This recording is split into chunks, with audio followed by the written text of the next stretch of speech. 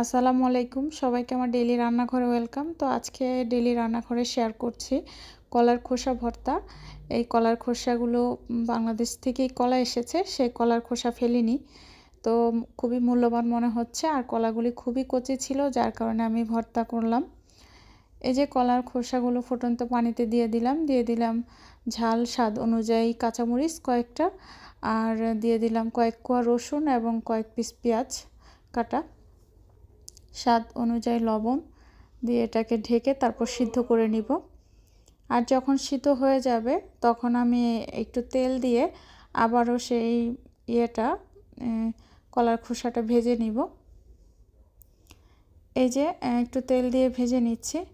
তো আমি কাঁচা ধনিয়া পাতা দিব যখন এটা আমি ব্লেন্ড করব।